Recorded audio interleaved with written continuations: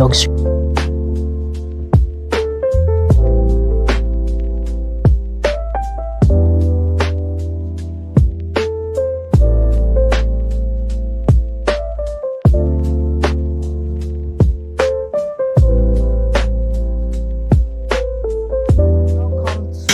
This special Christmas episode on Unplugged with Auntie Ejay. While people are celebrating, or so many people are celebrating, we know that this season can be deeply painful for some. We also know that for those who have lost a loved one, it can be very painful. So today we are creating this space, we are dedicating this space. We have intentionally crafted this time to reach out or to honor the pain, to hold space for healing, and to let you know that at this point you are not alone. Joining me today is Somto Nwigwe. She's a remarkable woman. She's a woman of strength. She's a woman who has walked the valley of loss. She has lost so many people in her life. She has lost her husband, she has lost her father, she has lost her mother, and even her mother-in-law. So she has experienced pain, she has experienced grief, and she's here to walk us through this episode. Because even with all the losses she has gone through, she still continues to show up with so much grace. So we are going to talk today honestly about grief, about the pain, about faith, and about hope, especially during the holidays.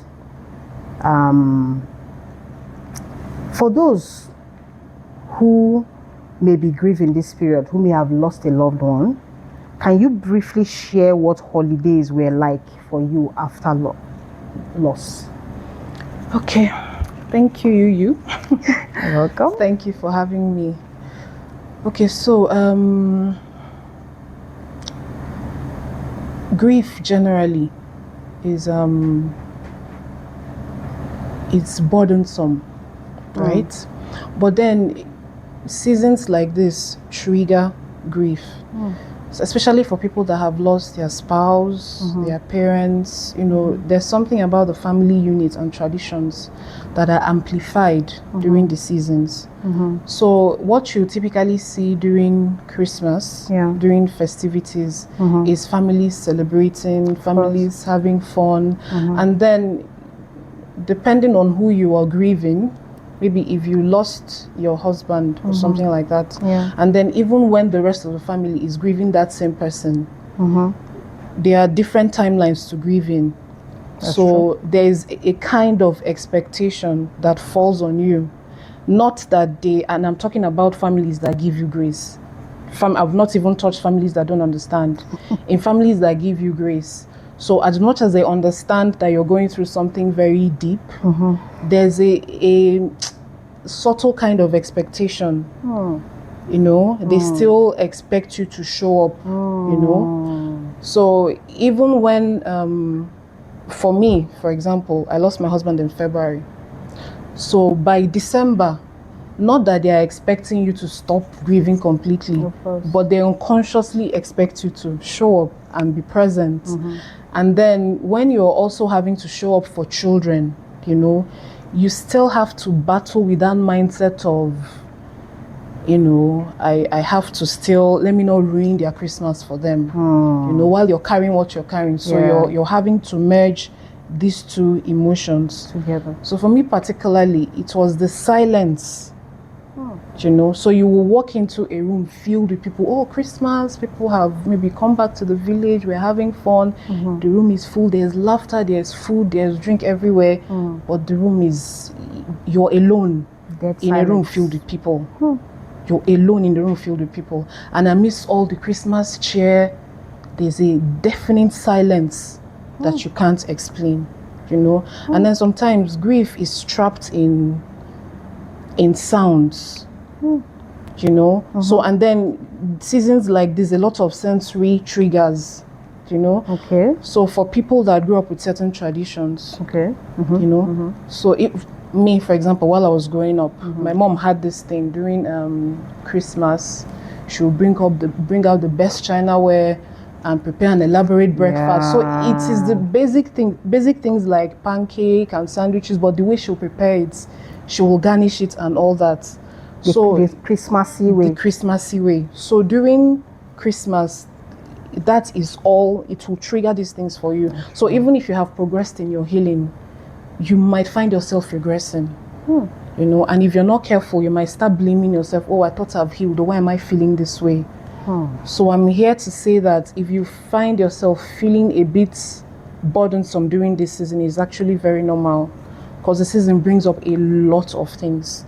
Some traditions that you might not even know are traditions, but you know, you walked into, if you're talking about the loss of parents, if you walked into that kind of tradition, you might, oh, it happens in Christmas. It's just somewhere buried at the back of your mind. You might not even know it's a tradition per se. So it's Christmas that will unearth those things. Things as simple as decorating the place as a family. Christmas will bring up that togetherness. And then if you lost your spouse, you people have, you know, created some sort of tradition as a family. So Christmas will bring up all these things, you know. And then you're battling keeping oh, I'm here, present. Oh, I don't want to ruin everybody's mood. So that kind of burden is what you're carrying through this season. So it's a bit heavy, you know, for a lot of people that have not even named it. It had to happen to me for a couple of Christmases for me to say, come on, this season, you know, there's something about it.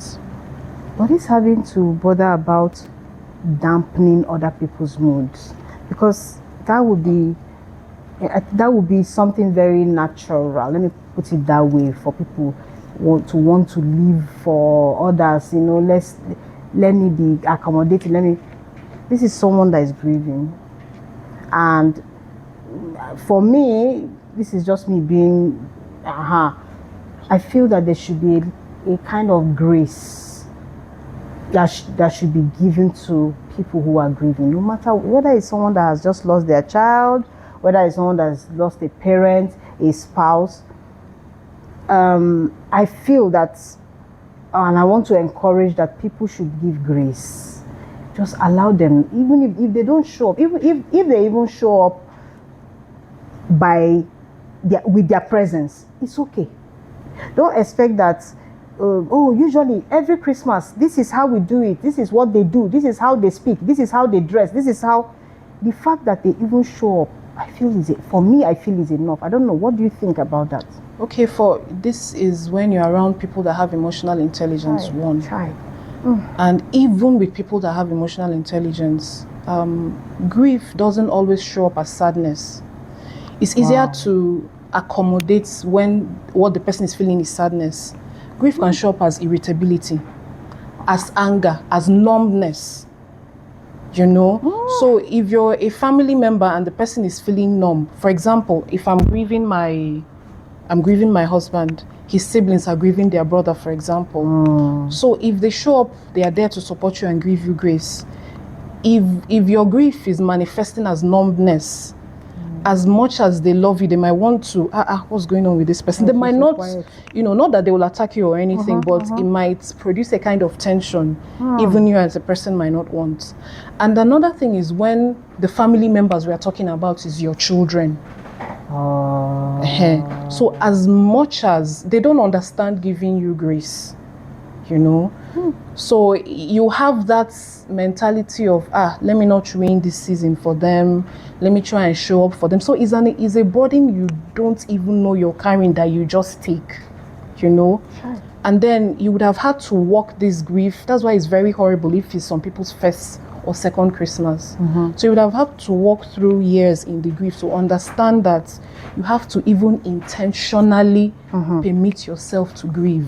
I was going to come there, because I think yourself to grieve. For me, I think that maybe this episode, we started it, we just went in, dived in.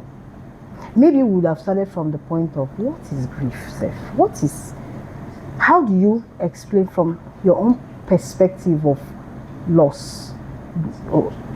Can you explain to us what this? Because you may say this as clearly as possible, but some of us who have not walked your shoes, or some people who have not experienced loss in any form, or they've experienced but it's not as, what is grief? So that will also help us, so that when we talk about grief, pain, holidays, they will be able to put a perspective to it. Okay, so I'll answer it in 2 sections. Okay. Because for me, losing my husband was the grief I felt losing him is different from the grief I felt losing my parents. Okay. So for my husband, it felt like I had all this love inside me. I didn't know where to put it. Oh. So I had all this love trapped inside of me. I didn't know. I didn't have an avenue to pour it out. You know. Wow. So it felt, you know, when you start building with somebody, you guys have all these dreams together. You have all these plans. You have children. So it felt like my present was taken away from me.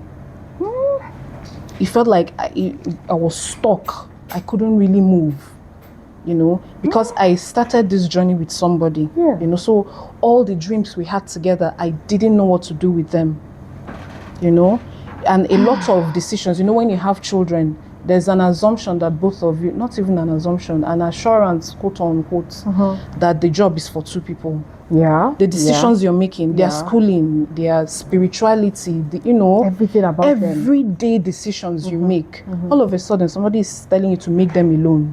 Hi. So it's like you're stuck, you know. Journey for 2 people, you're now walking it alone. So it's like your presence is gone. You know what I mean? It's like your presence is gone. You're just there, and then you're like, you know, all these things we've promised each other, all these things that should happen for us. So who am I even from here on out? You know, because when you meet and marry your soulmate, you don't even realize it, but it's like you people merge together. Yeah. Because your vision and your values, everything is aligning, synchronized. Yeah. So when it's like a half of you is yanked off, you don't even know who you are. So that is a journey on its own. You have to sit down and rediscover. So for my parents, it's like my past disappeared. It's like I didn't have roots anymore. You know, most of your memories growing up, your parents are there. It made sense. It's like all that just disappeared. It just vanished. I know there's something. I come from a family where we say things like, remember the daughter of who you are. Of course. When, minus my parents, when my aunties are talking to you, the women in this house don't behave like this. So, you know, that kind of thing. Yes. Carry your book and read, or we don't fail in this family. So, you know, when you come from that kind of family, and then your parents go, it's like, okay. It's like, okay. So I have to now find a new way to proceed. You know, because there's no backing, there's no fallback anymore. So you have to sit down and rediscover who you are. So that's what grief was like for me, basically. In fact, I think from your explanation, grief for everybody is different. Yes, it is. Because I don't think we can sit down here and tell you grief is defined as this. No. Because talking about like your past just went away, that was deep. That was deep. This is you starting, and then okay, now your spouse first went, and that was the thing about your own journey. Your spouse was the one that went first, and then your parents went. There are some people who their parents left before their spouse. They still had their spouse. So somehow we are building it, and then this thing you said about all the plans, everything, you just lost. So at every point of your loss, you lost yourself. You had to find completely. a way. Completely. Wow. So then, okay, did they leave a legacy? What is it? How am I supposed to carry it? Are they expecting me to do anything? Am I supposed to, you're questioning yourself at every turn, For every decision I made on the girls, I had to second guess myself. I had to, am I doing it right? Am I considering, because all of a sudden you don't even understand anymore. So you have to sit and seek. For some people that didn't quite have that kind of a close relationship with their husbands. So people assume that because your husband was abusive to you, for example, it means you don't grieve when they die. No, that's not true. No, you know. So that kind of grieving might take a different kind of dimension. So I'm supporting what you said. Every grief journey is peculiar to you. So don't try to say, okay, how is this person grieving? Oh, they are laughing today. Why am I not laughing today? They are feeling like this. Why am I not? No. The journey is different. There is no timeline, you know.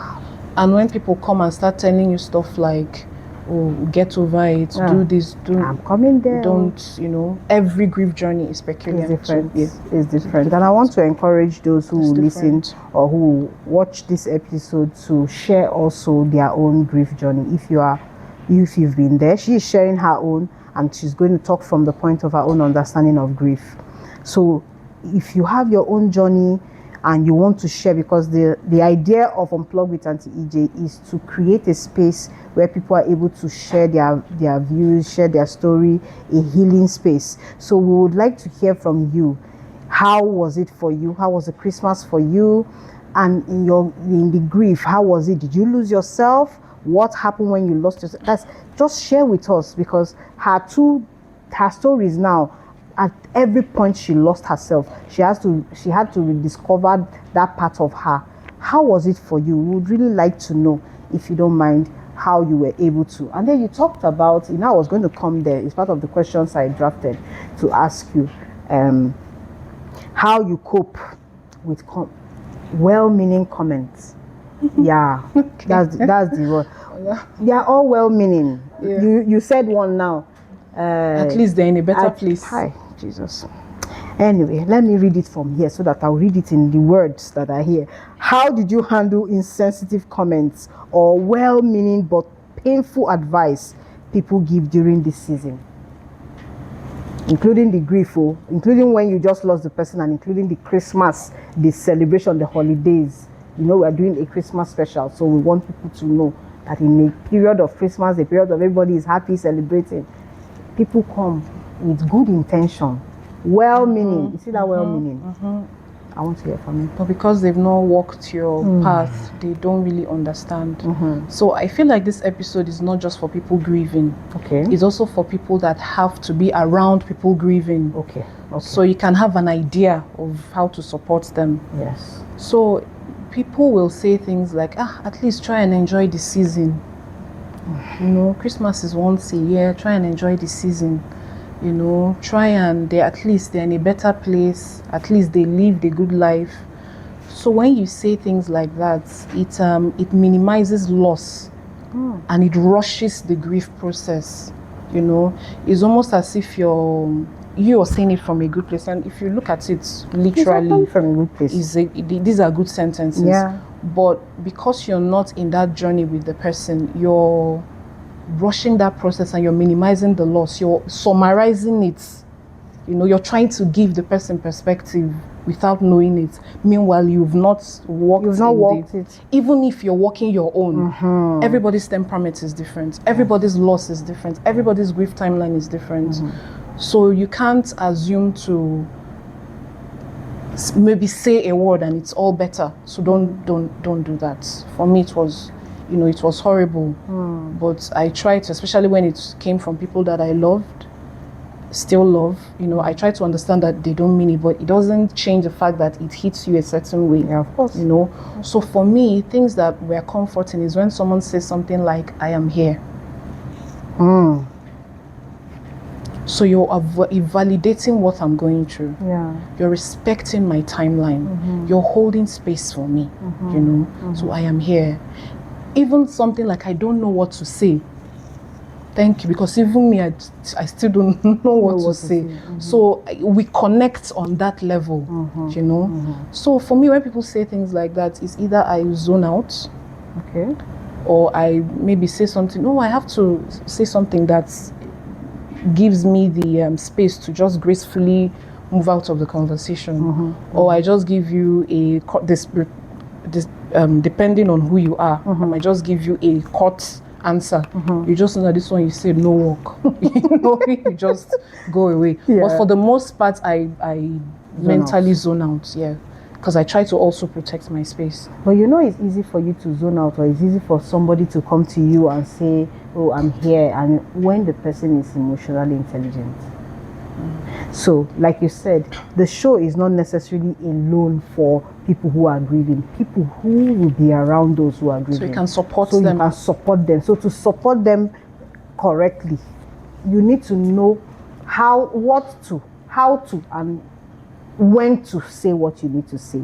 So it's important for us to, it's necessary for us to learn, have that emotional intelligence, to know that awareness, to know that, okay, it's enough. In fact, when someone is grieving and you're around that person, if you need to go and read, go and read. Yes. How do I support this person? What do I say to this person? How do I say it? Go. Because while we are trying to bring our well-meaning advice and well-meaning whatever thing we want to say, we don't want to also create more trauma for the person. Exactly. Like you said, timeline. Exactly. Everybody. There are some people, I know that there are some people, because people's temperaments are different. There are some people that you come now and say, don't worry, you'll be fine. And it's okay to be fine. So I wanted to add, sorry to cut you short, I wanted to add, maybe pick up your cue from the person. Watch their mood. If you're laughing that day, if they're laughing that day, laugh with them. If it is a sad day, leave them alone. If it's a reflective day, go into it with them. In a day they are in the mood to share good memories, do it with them. Bad memories, do it to them. It's more support than trying to, because that's how it sounds like, trying to sound high above. I have the knowledge, snap out of this thing. You might not know, but that is actually what you're doing. So just pick up your cue from them. And then this thing you said now brings me to what just popped in my head. There's this tendency to, especially when it comes to these older widows that come to visit you, and they want to say things like, I've been there for so and so number of years. Oh, this is it. I like that you have made it clear that everybody's journey is different. Some people say, you're just starting. Welcome to the club. Please don't tell somebody welcome to the club. Please don't welcome anybody to that. Please don't. Yeah. It's the most depressing thing. Yeah. Please don't. Yeah. It's good enough for you to say welcome to the club when the person just turned 50, 40. I know it's okay. We're celebrating. But when someone is grieving, don't what club are you welcoming? Did I want to get into the club? Did I tell you I was ready to get into any club with you? Do you get? It's an insensitive. So whether you are young, whether you are old, learn to know when to stop. I like where you said follow body language, but some people don't know how to. That's the thing. They literally don't know how to read the room.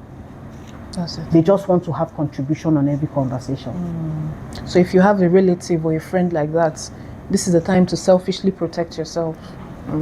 Not cut off from them or anything, because we are human beings, we are not perfect. Of course. But if you find out that somebody's idea of grief support plunges you back into pain, into more stress or strain, exhausts you, this is the time to selfishly pull away from that. Avoid them as much as you can for your good. I'm telling you, you have to take care of yourself. This brings me to my next question. For anybody who is listening to us right now that feels that this season, may break them, especially for those who are just starting this journey.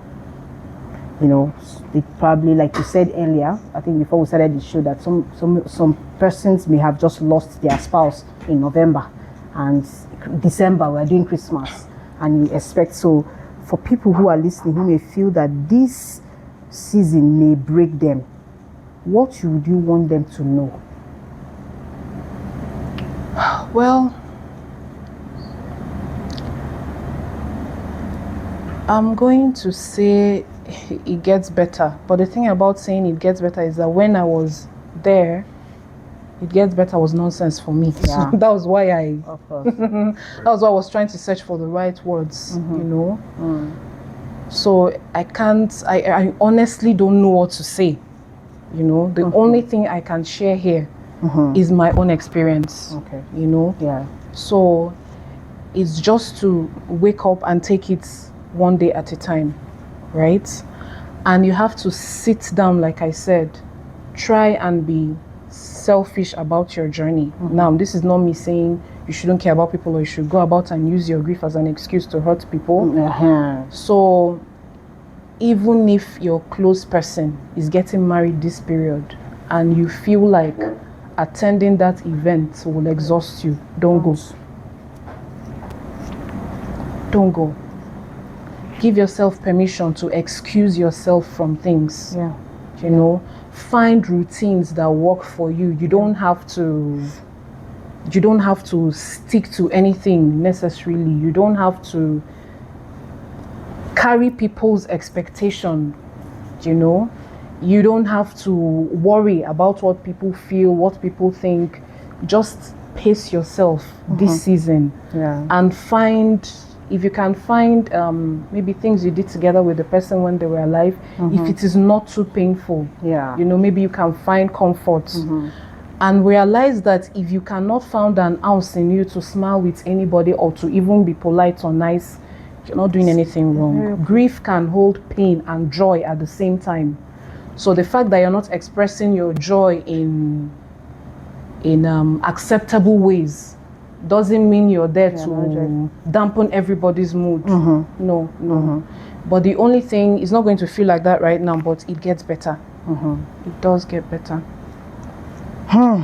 This has been very intense as usual, but I want you to know that we see you, we care about you, and that's why we decided to create this episode to reach out to you, because we know that so many people may not understand where you are at the moment.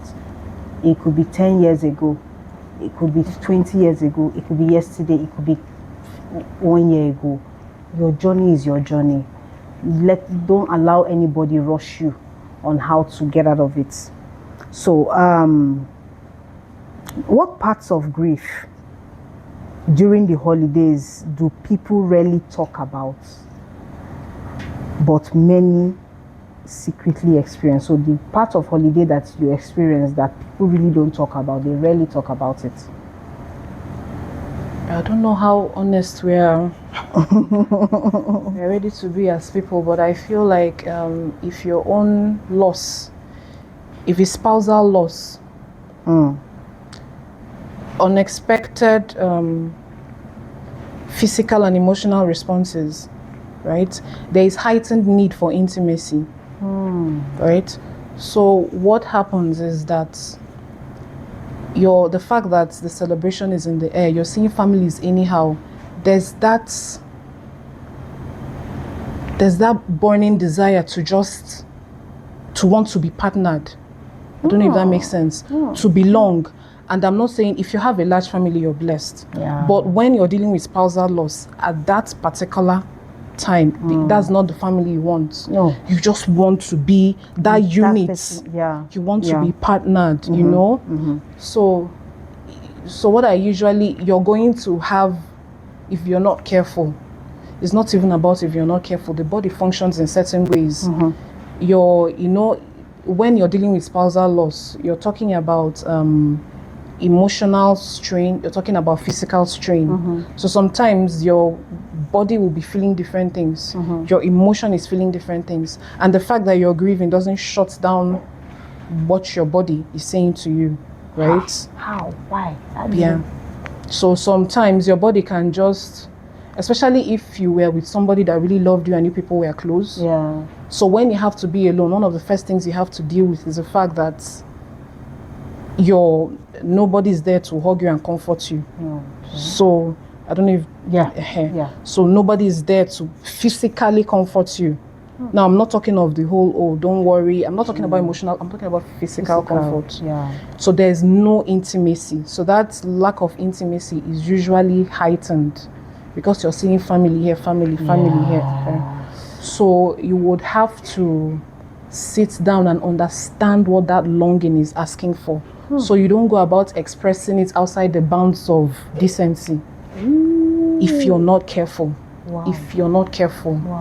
So you don't end up stepping out and doing things you will have to. Because what grief does sometimes is it can trick you into picking up things that when that main grief is now, well, it's never quite dealt with, but when that main grief has, you're healing from it, you now have to now start dealing with those things that it's better to sit with yourself, practice self-compassion, and understand what the longing is asking for. Right? So you don't end up picking up habits that you will have to contend with when you actually start healing from the main grief that's brought up all these things. Okay, so the season usually heightens feelings of intimacy. If you're dealing with spousal loss, there's always this, because every other person is with their family. So you're like, oh, where's my own wife, my own husband? So if you're not careful, you're going to seek out physical connections that might be more damaging. So you need to sit down, and it's something you have to do by yourself. And when I lost my husband, I did a lot of reading that period. So I came across some research. They said there's something that happens to your brain, particularly with spousal loss. It dampens a part of your brain that has to do with discernment. So if you're not careful, you're going to make decisions that if they tell you this is what you did, outside that grief period, you're going to shout. So you will do things that you do not even particularly identify with. Wow. So if you're not careful, you will sink into this phase, and you will do things, you will pick up habits. You could jump on drugs, make physical connections, engage in all sorts of immorality if you're not careful. So the best thing, I would think, is to just calm down, find out what is happening with your body, because that thing most of the time is usually false. It's just the grief triggering it. It's not a deep need. It's not a real need. It's not genuine. It's just brought on by the grief. So if you can sit down and ask yourself what the longing is asking for, you can be able to navigate that period without attaching yourself. You will now need to start binding and casting when you've now put yourself in funny situations.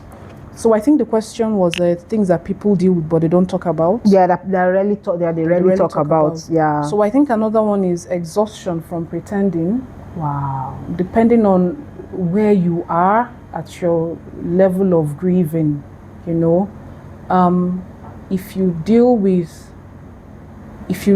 a loss of identity, that is the period you're going to want to start attaching yourself to people.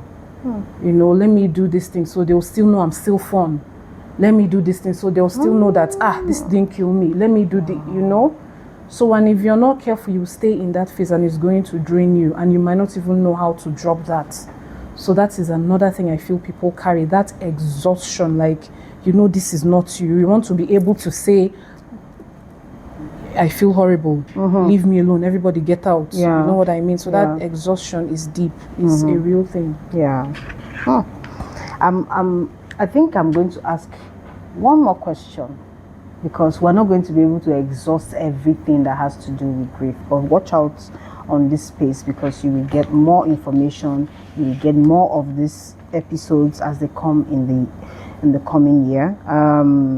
How do people navigate this grief we're talking about in the holidays, when their faith or sense of meaning feels shaken? Okay, let me share a personal experience. Okay. I was brought up to be a Christian. My parents were Christian, so naturally I grew up a Christian, and I had a personal relationship with God. I also married a believer, so I had a personal relationship with God. So when you're brought up in certain denominations, there's always this thing of accept the will of God, don't question God. God knows the best and all that. So you grow up with this mental restraint that when something happens to you, is the will of God, just accept it. So I would go into church. So from the time I sit down in church, I'm crying throughout. Everything they're saying, from the preaching, from call to worship, from the worship itself, even praise, even during offering, everything, I'm crying throughout, the same thing, I'm crying. The same thing, I'm crying each time I enter church. So at a point, I decided, you know what, I can't be crying. Let me just stop coming at all. Yeah. So I was away for a while, and then when I came back, the tears didn't feel like they felt before. So I realized that most of that tears was anger. You know? So that accept his will, it is good for you, felt fake and foreign. So I realized for myself, whether I was sinning, whether God was angry with me, it was best for me to be honest in this space. If I wanted a genuine relationship with him. God, yeah. So that was where I started confronting my anger and my contempt, if that makes sense. So that was when I now started telling him, I don't agree with this will. You're talking to God now? Yes. Okay. I don't accept it, you know. So all that opened another phase of connection between me and him. You know, like when you're close with somebody. Yeah. Even when you people are quarreling, that is still communication. Of course. So it's not only when the communication is good and nice, even when we're quarreling, we still communication. Still talk, The yeah. bad thing is when there's silence. Yeah. You know. So in that anger, you can go and vent. Tell him how you're feeling. Drop that whole there's a place for it. Yeah. But how you are feeling in that moment, express it to God. Yeah. I'm talking about Christians. Yeah, that's true. So express it to him. Tell him how you're feeling. If you don't accept, they will just express it. He knows better. He will hold you through it until your mind and your heart catch up with his will. But don't pretend. Don't try to do the work for him. If you're not feeling it, if you're in that space, you're feeling overwhelmed, you're feeling abandoned, you're feeling, why did this happen? Why did you take this away from me? Tell him all that. Don't try to fashion your words. Don't try to sound acceptable or correct. Just come and just vent to him. Trust me, he understands. He does understand. And this is coming from Somto, who has, like we said earlier, has walked that valley. And I remember we also said that everybody's journey is different. She's sharing from her own journey, she's sharing from her own, and this has been years. It's not just a 1 year, 2 years, 3 years, it's more than 10 years that she has been on this journey. So she has come to say, you know what, this is what I think, this is how I experienced it. But your journey is your journey. But there's something that is important, I feel, in all this that she has said today, is that belonging to God, still remaining with God. Hold on to him. If it means for you to spend 1 minute or 2 minutes talking to God, do it. Don't spend 1 hour. Don't spend 5 hours. In fact, if you don't even want to spend, leave it. Until you get to that part where you heard what she said about going to church and she would cry out. So what was the use going? She knew, she was self-aware, and she knew that I can't continue. But of course, let me tell you something. At that point she was dealing with that, it's very possible that she was judged.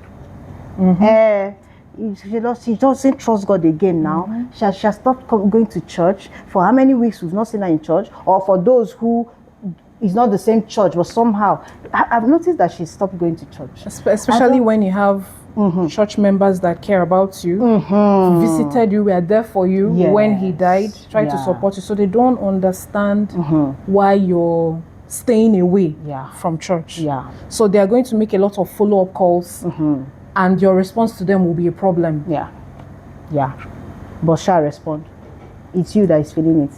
It's you going through it. Respond exactly how you feel.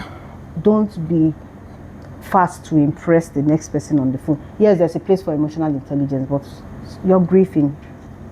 I don't know. Trust your cycle. Just trust your. And this is why I'm speaking against picking up vices that will derail you from that healing journey. Because a journey that would have, let's say, taken you 5 years will now take you 15 years. You know?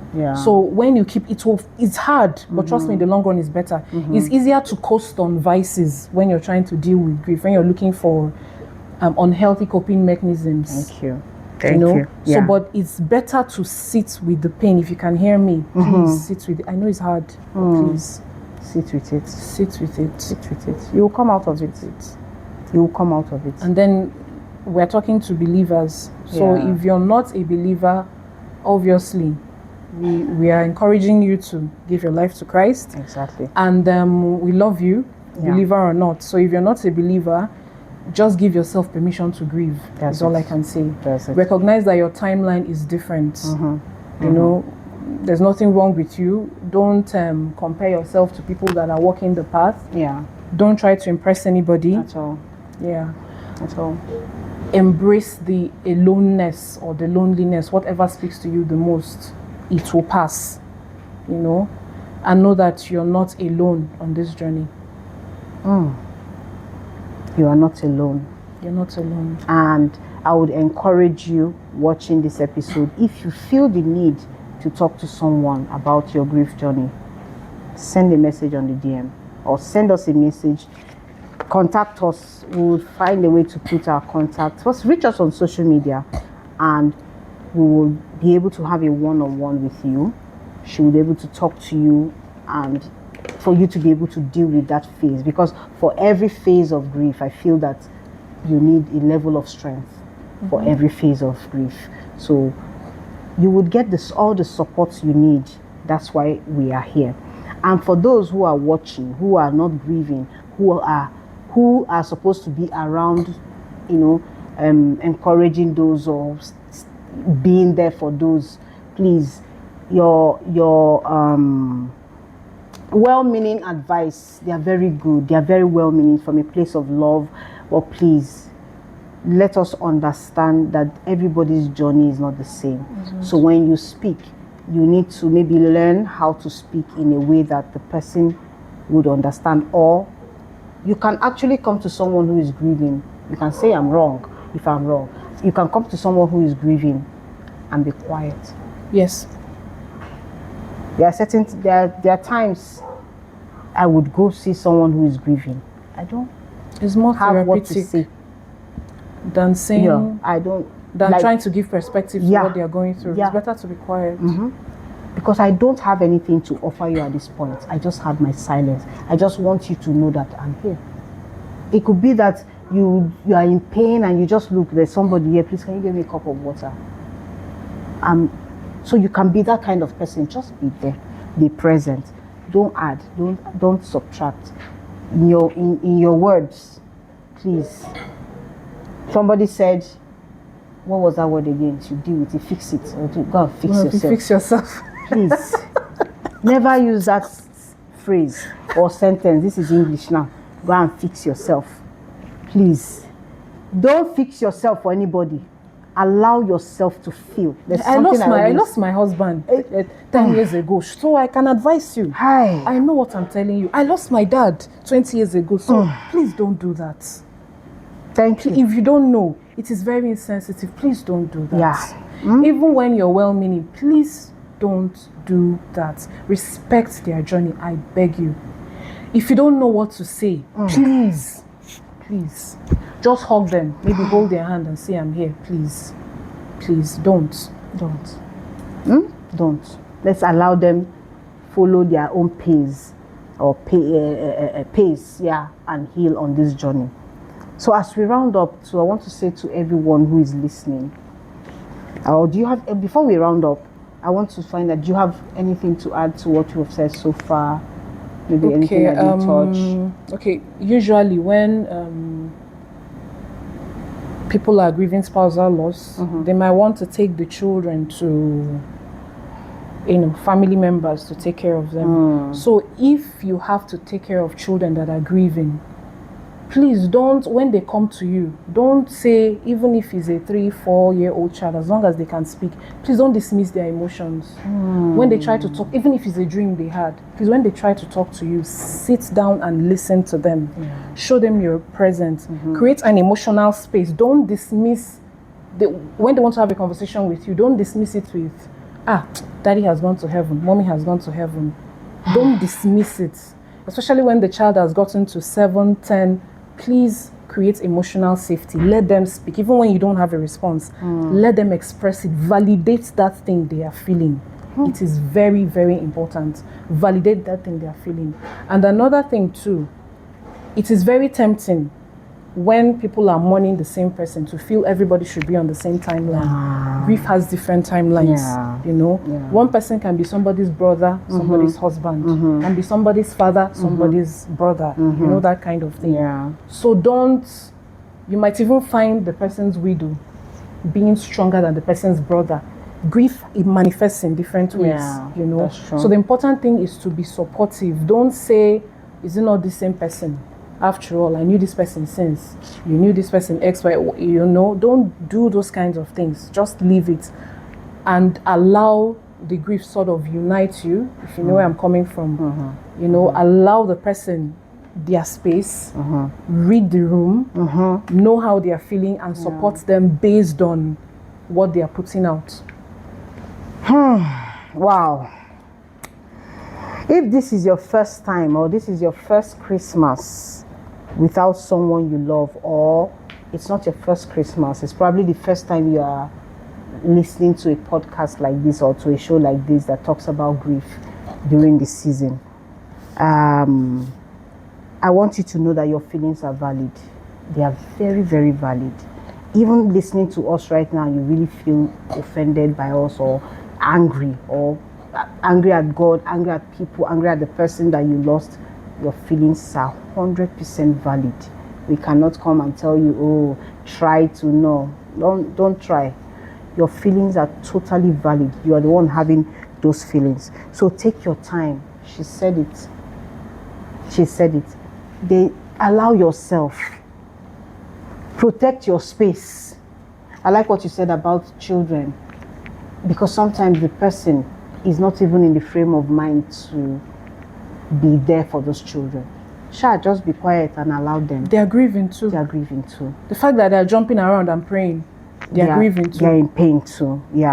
So just remember that even in grief, you are not alone. You may not feel it at the moment that you are not alone, but you are not alone because God is with you. So thank you, Somto. Thank you so much for your vulnerability. Thank you for light. Like, you make us discussing grief like it's just I don't even know how to explain that. She makes it so easy to discuss it and makes the environment so calm and soothing. Anyway, she's a very, very calm and soothing person naturally. If it's that one, even in that, she was angry with God. She is in pain. She was still as calm and pure and soothing as possible. She's still there to manage to give you that small side hug. She's still managing to give you that little smile, even in her pain. She still managed to look, I can't forget, she still managed to look up and like, and I see, what I remember from that looking, I was like, oh, you're here. I saw it, that period. So even in that place, so you have been a very calm, soothing, warm person. And it's been very, very easy to be with you in the journey of grief. So I want to appreciate you for everything, for agreeing to come do this. In fact, for saying, you know what, let us do this. Let's talk to people who are grieving. Because I can't even sit down here and claim that, oh, it's one idea that came from Auntie Ejay. She's the person that said, you know what, let us come up and talk to people who are grieving. And we decided to go with it. So thank you. And to every heart that is grieving this Christmas, this holiday, may the peace of the Lord, may the peace of the Lord that passes all understanding rest upon you and your family and your loved ones. In Jesus' name, even if only in small waves, because that sometimes that peace doesn't come, even if it's just a trickle of peace, just calm, just, I pray that it finds you, it comes your way. We see you, we stand with you, and we hold space for your healing. This is always a space for healing. So in this space, we always say, this is Unplug with Auntie Ejay. Real life, real talk, real people. Have a good day. We want to have a few moments of silence for those who have gone to be with the Lord. and to also show that we are there, or we are here for people who are grieving at this point. So let's just be silent for a moment.